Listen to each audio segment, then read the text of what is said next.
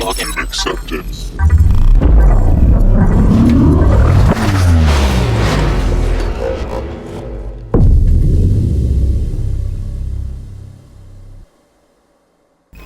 Friday, we'll be doing a workshop. But after that, Scare is coming soon, so keep a lookout for that. Did you want to talk about Scare?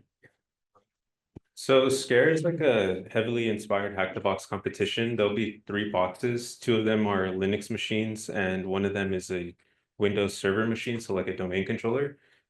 So for this lecture today, some of the attacks that we go over can't be implemented into that environment. And yeah, it'll start on 10/29 and then just stay running so you can do it at home as well. Oh yeah, so like I mentioned, Linux machine, Windows machine as well. And then there'll be services on each of these machines that you guys can exploit. And once you successfully exploit them, you'll retrieve a flag, and then that'll be submitted into a CTF engine, and you'll get points based on how many flags you get.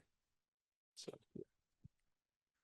Thank you, Jerry, and I believe we have an announcement from Director of Competitions, or one half of the Director of Competition, Clements.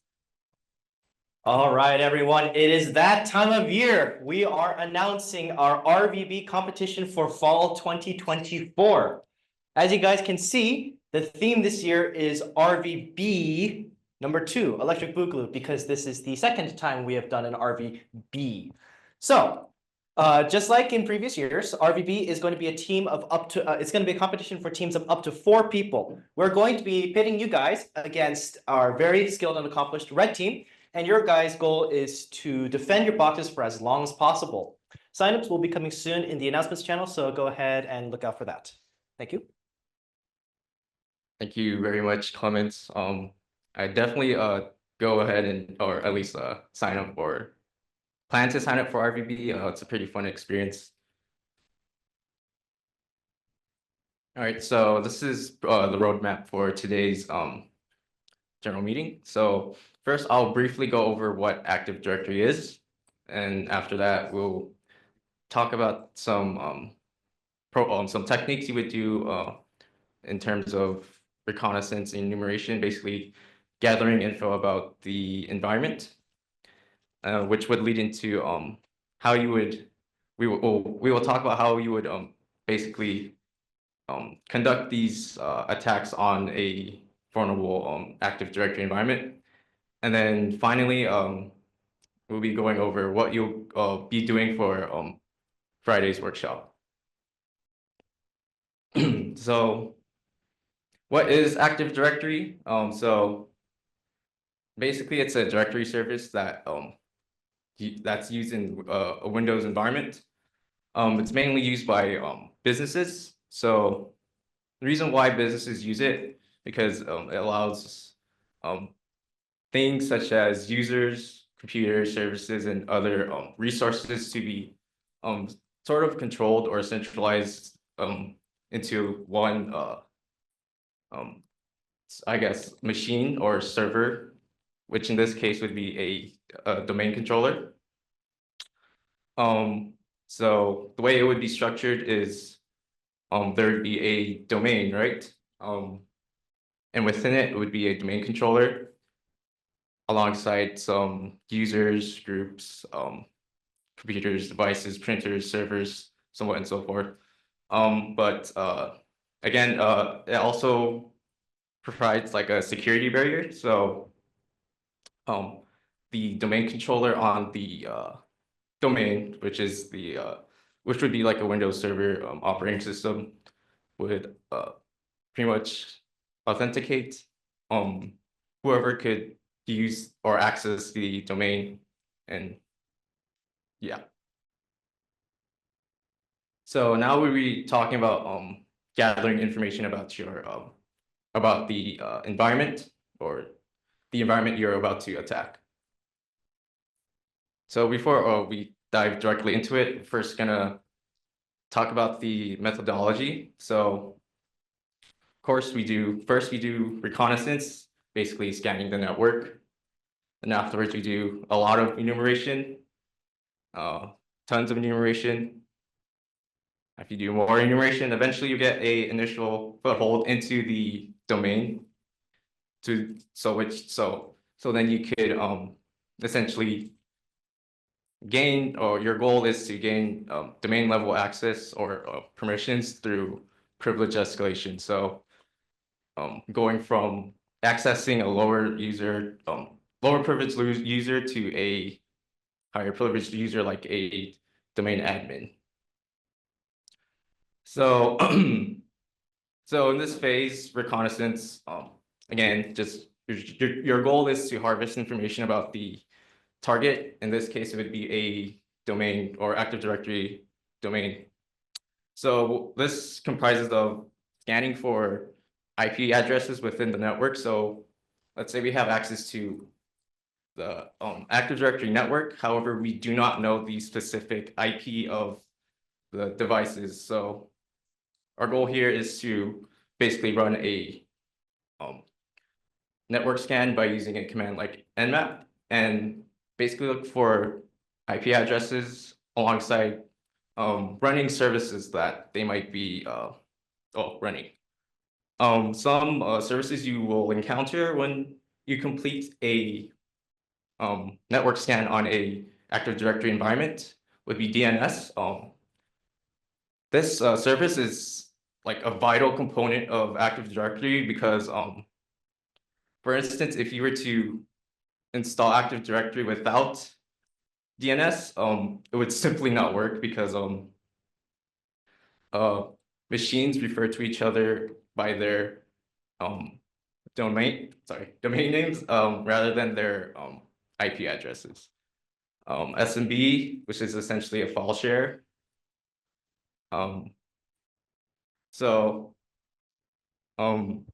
Essentially, you could think of SMB as FTP for Windows. So its main usage is to set up a file share on one of the machines on Windows. So in order to access a SMB client or a file share located in a Windows machine, you could run the command SMB client. And in this particular command, there is a flag with tag n, which means that we're not using any credentials to log in. This could be useful because some domains, they have guest accounts, and by default, guest accounts do not need to input a password. So if you're able to access the SMB without a password, that could be like a potential, I guess, attack path. But some other useful flags for this command is listing shares. So list every file share that's set up within the environment, or in this case, like a machine. And you could also provide credentials. So you could use a username. So if you have like somehow you got like a credential, you could use that as a login or login flag. So next we're talking about Kerberos, which is a pretty key, one of the key services located within a domain controller. And it's a ticket-based user and service authentication. And it's usually it's a 3-step process, and it's distributed by a user account called the Kerberos Key Distribution Center, or KDC, or I believe it's KRBTGT to be exact, like for the to specify the exact user within the domain. Okay, so the way Kerberos works, authentication works, is so a user on the domain would request a a TGT ticket. It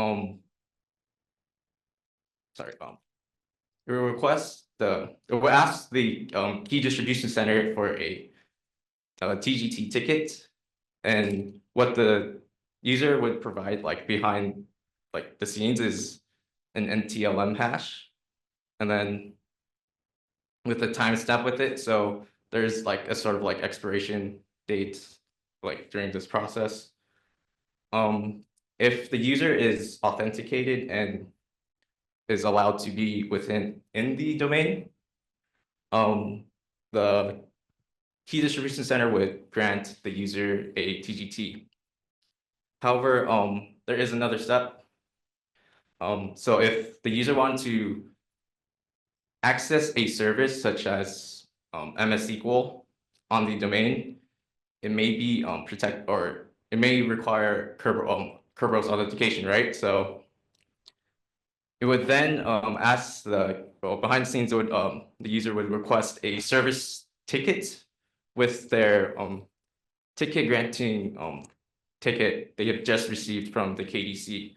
And if the user is authenticated to use the resource server or whatever service they are trying to connect to, the key distribution center would then grant that user a service ticket. So then so whenever the user accesses, let's say MySQL or MS SQL, the user will provide their TGS ticket to the resource server, and then in return, they would be granted access to the resource. Another key component in Active Directory is LDAP. You could think of it as like a phone book because it essentially stores info about the users, objects within like the domain. And it's useful in order to like, I guess, enumerate for objects within the domain. So for instance, you could run an LDAP search in which you would say you were looking for a specific user, or maybe you were like using common names to find a user, hopefully. You would just enter, first input the domain, then input. If you do have credentials, you could use provide credentials if you have you could have the option to provide credentials, and then I believe Jerry, could you explain this better? Sorry. Yeah, so LDAP is kind of like you have your domain controller, which you can think of as like your phone book. And then the client or the user on the machine that wants to look something up on the domain controller, they'll use LDAP to see like what users exist, what the usernames are, what the computer names are on the domain controller as well. So it's just a good way to enumerate what exists on the actual domain. And then with that information, you can start to create your user lists, for example. So as you gather those usernames, you can create a user list and then start to try and crack some of those user passwords as well. And that's the command that you would run. Thank you very much, Jerry. That was way more coherent than what I was trying to convey. Okay, so WinRM is essentially, you could think of it as SSH if you're familiar with that. Essentially, you would provide credentials and then connect to a machine identified by their IP address, and essentially you gain remote access to a Windows machine's terminal or shell. But the specific command you could run on Linux, it's called evo winrm. Essentially, you could use it as like a regular remote access thingy, but it also has some pretty exploitative stuff that you could do. So again, instead of using like a plain text password, you could instead use an NTLM hash that you might have obtained. So yeah, it's a pretty usually, well, mainly it is a core component in Active Directory or like a Windows server. but it could also run on a regular workstation. WinRM can also be set up on a regular workstation.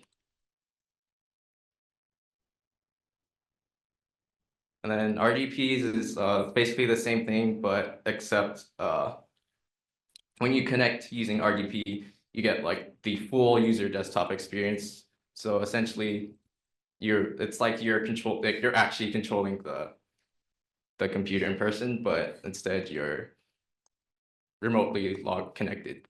Some tools you could use on Linux is Xfree RDP, which you would the way you would connect is you would input a command on the terminal similar to the previous as if you were connecting to it via WinRM.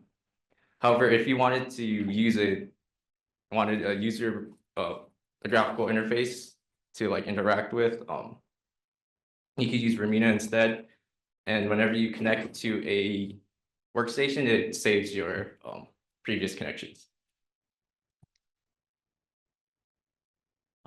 So to kind of talking about the tooling that you'd go about discovering all of these services.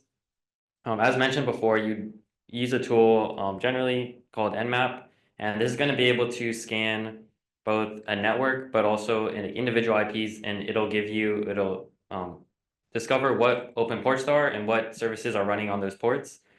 And it also has the ability to use default scripts, which can find certain low-hanging fruit and certain like vulnerabilities, and kind of automatically execute them depending on how easy they are. But it'll basically enumerate, and after running an Nmap, you're gonna be able to kind of detect which of the previous like common services that we discussed are actually running on your system and what you're gonna be able to enumerate on and execute.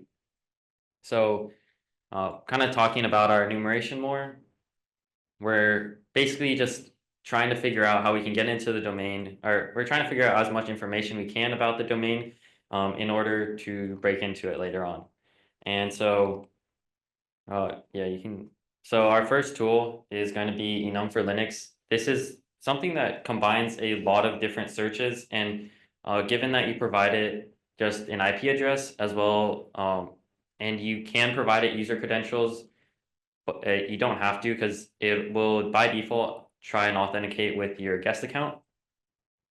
It'll basically run through a bunch of different services such as RPC and SMB shares, and basically give you a listing of whatever it can authenticate to with the given credentials and list out all your information. It's very nice because it kind of combines together a lot of enumeration tools into one. So you're pretty much just running enum for Linux, and then it basically gives you all the information. Well, not all the information you need, because if you want to get a more interactive like view of like maybe the SMB shares, or like actually interact with them, see what's listed on the SMB shares, then you might have to connect to that individually. Additionally, we have CrackMap exec and netexec, or CrackMap exec, which has turned into netexec.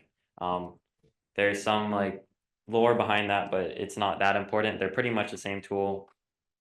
And wait, yes. So netexec is kind of a Swiss Army knife of tools. It has a lot of purposes, both for enumeration and actually executing on that. But basically, there's a lot of modules that it has, including SMB, LDAP, and MySQL or MS SQL. And by kind of specifying that protocol, and then specifying what IP address you're attacking and what commands you want to run on it, you can either use it for enumeration and list out what shares we have. Like, for example, we can list out, I think it does this. Yeah, we can list out our SMB users, as well as kind of their password policy, and also you can list out shares, given that you have the right permissions. So that's why we kind of have it here for enumeration, because it's a really good tool that combines a lot of services together. And now we're going to be getting onto the exploitation stage, where once you have, you've mapped out your network, and maybe certain users, you have credentials, or you know kind of what vulnerabilities may exist, then that's kind of where our initial foothold is going to come into play. So with the initial foothold, there's going to be like a lot of things that you'll see. Um, some things would be like Eternal Blue and Zero Logon. These are the service version exploits where maybe like a service that an Active Directory using is outdated, and then these kind of CVEs can be run against them to gain either initial access or instant administrative permissions. Other ones could be anonymous service enumeration or password spraying or even ASREP roasting. So all of these are more typical in your Active Directory pen testing, especially anonymous service enumeration. Commonly in maybe Hack the Box or workshops, you'll see anonymous authentication. So it's always a good place to look for exploits. So starting with Eternal Blue, this exploit takes advantage of the outdated SMB v1 on Windows. So what it basically does is, I believe, is a kind of buffer overflow when it's executed, but essentially, when you execute this this exploit, you gain instant administrative access to the machine. So and this is really dangerous because there's very little requirements needed to exploit this. The only thing you need is SMB v1 on an outdated Windows and network access. And with these two requirements, you can gain instant access to the machine. Next is Zero Logon. So Zero Logon is an exploit that specifically targets the domain controllers. So this exploit, it takes advantage of very insecure cryptography within the domain controllers, where it's using some kind of static encryption rather than something that's dynamic and provides randomization. So because of this, people can brute force the encryption type and essentially revert all the passwords for all users to null, making like an empty password. And again, this also has very little requirements, so it only needs network access and domain controllers before 2020. As a result, you'll gain full control over the domain. So next is password spraying. So when you do enumeration with netexec or whatever tool you use, you'll typically find passwords one way or another. And if you do, a good place to use those passwords is just to spray them against a lot of different services and users. Some people have like default passwords that they use but never change due to like initial hiring and stuff. So in such cases, password spraying and testing those credentials against different services may end up allowing you to enumerate other services, other users, or maybe even more passwords to eventually elevate your privileges on the system. And for ASREP roasting, this takes advantage of the first two steps in the Kerberos authentication. So some services so typically services require pre-authentication to verify that the user requesting the ticket granting ticket or TGT is the actual user. However, some services don't require this because it's just not needed. So as a result, some people turn off pre-authentication, and as a result, people who have the can actually request a TGT without having to provide a password. As a result, an attacker could request a TGT and then crack it offline after they capture it. This will effectively allow them to get the plain text credentials of the user that they were targeting. Yep.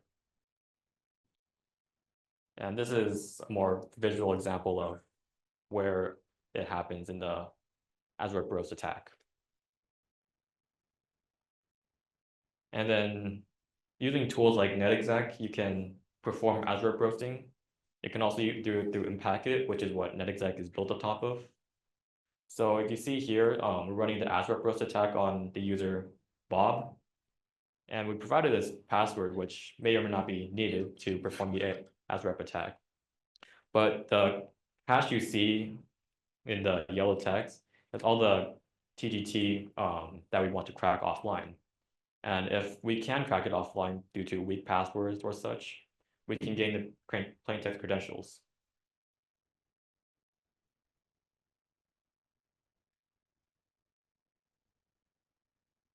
So once you're able to gain, initial access into a domain, given that you have maybe a user credential or you have like a user, maybe a couple users, but you're typically going to gain access as a low privilege user, and you're going to have to escalate into either your goal is to get system level access, but that may it may also not be direct, and you might have to laterally move across the network. So we're going to be kind of talking about some common attacks that are used in order to gain access to other accounts, starting at the one you have.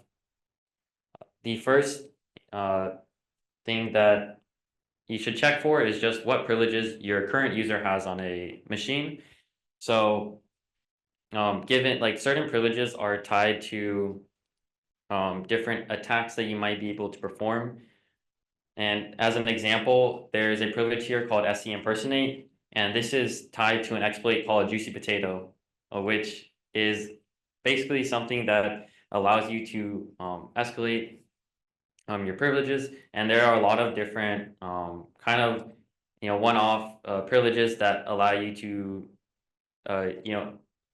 gain access. So kind of while you're starting to get familiar with Active Directory, you're going to want to look at your privileges. Make sure you look up each one, because at the beginning you're not going to know what's a default privilege, like what's not malicious and what is malicious. So you're just going to kind of have to get used to that over time.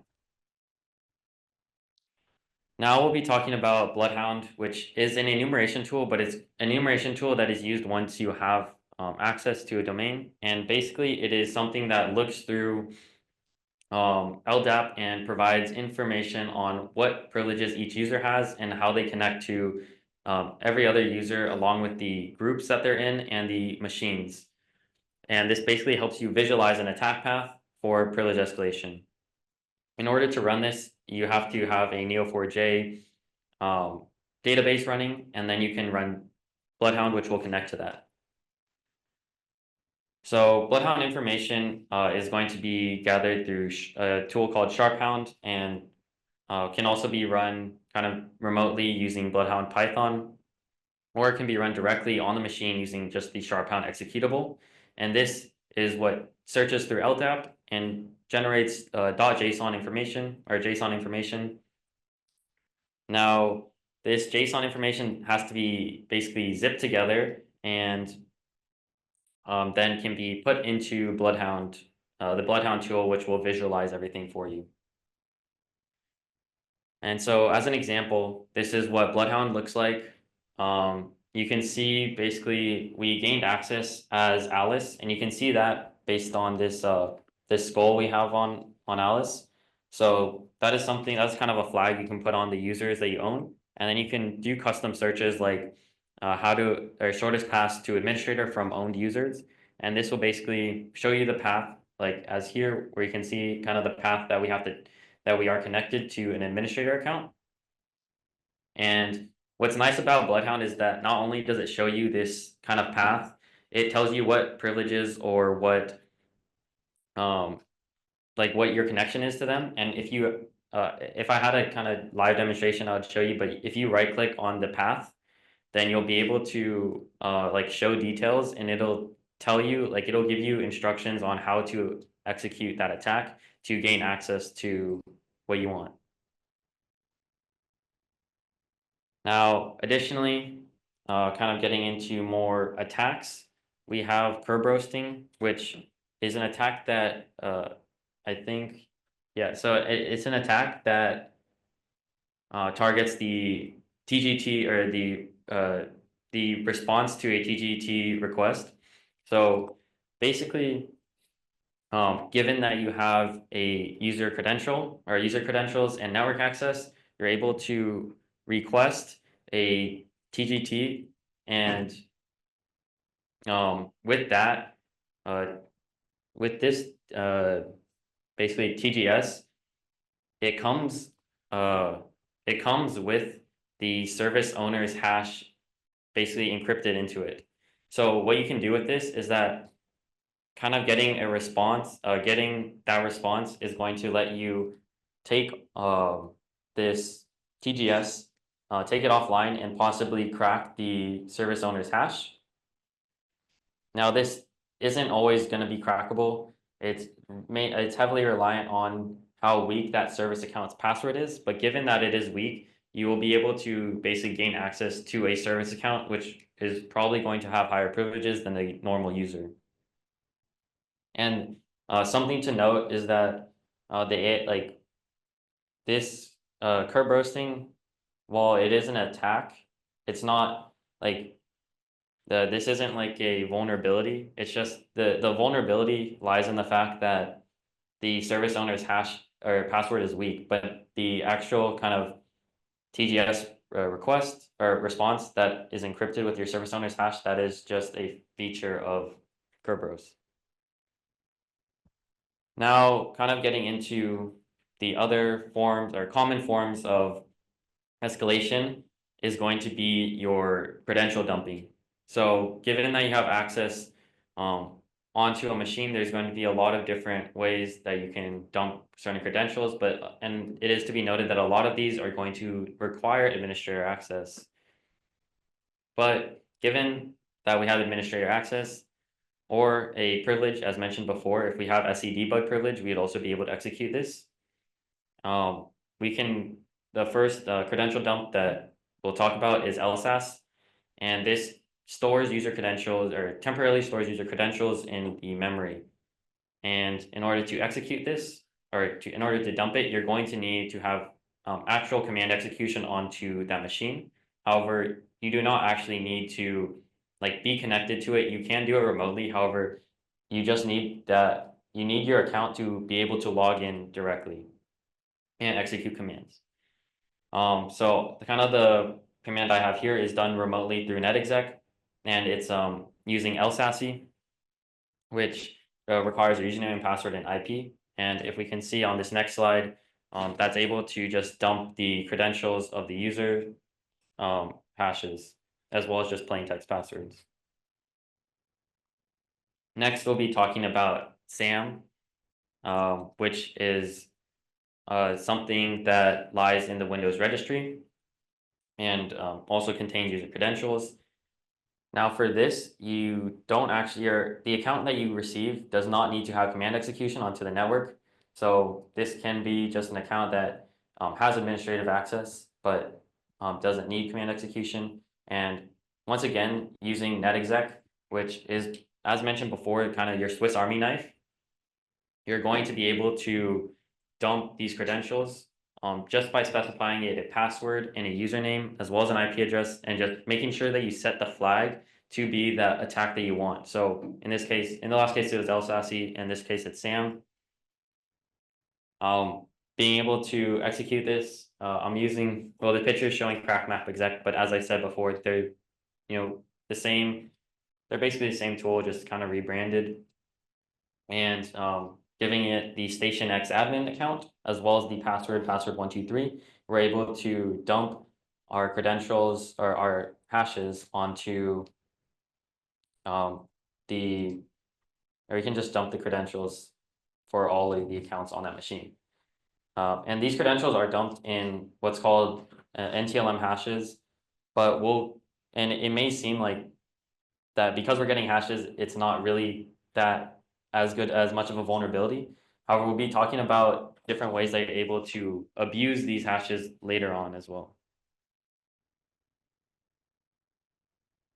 And so this is LSA, and it stands for Local Security Authority. This doesn't actually target the domain controller. You're targeting the machine that you're currently on, so the local machine. And once you successfully exploit this machine, it's kind of like the previous attacks that we mentioned earlier. You'll dump a bunch of credentials, which will get displayed through the console. And from there, you'll usually use this to maintain persistence. So if you're detected by a blue team, you'll at least have backup accounts that you'll still have access to. And kind of like we mentioned earlier as well, NXC is the tool that you'd use to perform this attack. And then that's what it would look like as well with the credentials displayed through the console. And now you have access to more than one user as well. And DP API, which stands for Data Protection API or Application Programming Interface. Don't need to remember that. But same thing, these are all credential dumping methodologies. It's a good way to maintain persistence. You just want to maintain access onto the machine. This one is a lot more complicated than the LSA that was mentioned earlier. For this, you would need to locate these like credential files, and you also need to know what users are vulnerable to this attack. Once you locate these credential files, you also need a master key as well to decrypt these credential files. And from there, you'll finally have access to the user. Something I forgot to mention as well is with DP API, it's more specific to passwords that are for your web browser, FTP server, SMB shares. So these are like services or like specific to the user.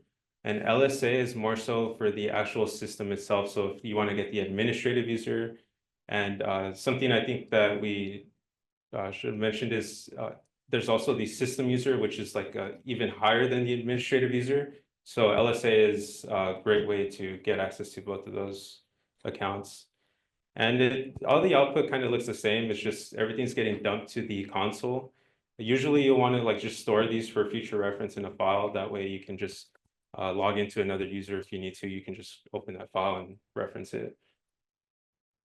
And what's this one here is? Oh, I didn't do this one. So this type of attack as well is continuing with the NTDS credential dumping. Basically, you'll request replication from a domain controller. So you'll have like these backup domain controllers that are connected to the main domain controller. And the main domain controller will routinely back up itself to these backup domain controllers in case something happens to the main one. You can just restore it from the backup. So since it kind of duplicates its data to these backup domain controllers, the attack will be done on while it's replicating itself. And from there, you can extract all the domain credentials. And that attack is also called DC sync for simpler terms.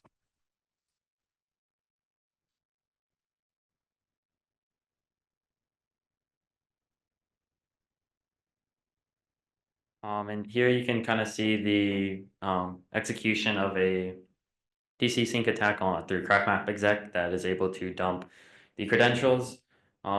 It's kind of important to note that this is one of the attacks that is frequently used or more frequently used to escalate privileges because you do not, given that you have replication privileges, you do not actually need to have an administrator account in order to gain access to these hashes.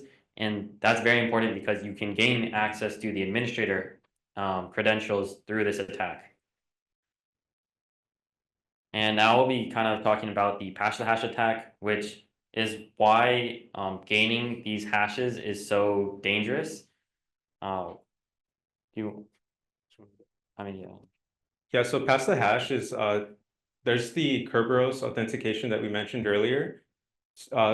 Within a domain that doesn't use Kerberos as its authentication method, the domain would be vulnerable to this type of attack called pass the hash. So instead of using a Kerberos ticket to access the service, you can use the NTLM hash of the user. So once you have that, you can pretty much access any service that's on the domain and impersonate the user that hash belongs to as well. So some requirements are you need network access, and then you would need the NT hash of the user as well. And then this would be like a diagram of what the NTLM process looks like. So earlier when we mentioned Kerberos, rather than that, this is the authentication method that you would see. It's just you make a request to the host machine. The host machine responds with the challenge, client responds with the NTLM response. And then from there, you're either authenticated or denied to the service that's on the host. And kind of as a quick thing here, the pass hash attack, as mentioned, uses the NT hash. And I don't know if we explained it before, but when you're looking at, or Windows uses the NTLM hashing algorithm, which is basically the NT hashing algorithm combined with the LM hashing module or hashing algorithm. And the way this is ordered in these credential dumps is that your LM hash is this first hash and your NT hash is the second. So in order to execute an attack like pass the hash, you're going to want to be using the NT part of the hash that you get. All right, so now I'll be going over the workshop for Friday. It's at 4 to 6. So you'll essentially be using some tools tools or exploits or attacks that you've learned from this presentation to essentially capture flags on a Active Directory environment. Now, your main goal is to find the root flag located in the administrator account. However, there will also be additional flags scattered within the environment. These could be located in, other users' desktops. So the environment is going to be pretty simple. You're going to be working with one domain controller, one workstation, and you'll be using a Kali Linux VM to implement your attacks or perform a reconnaissance.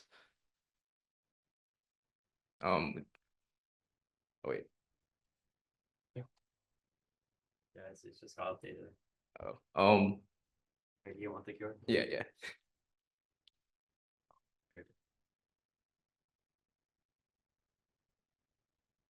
If you haven't signed in yet, I put the QR code at the bottom right again. So this concludes today's meeting. Thank you very much for coming out, and hope to see you at Friday.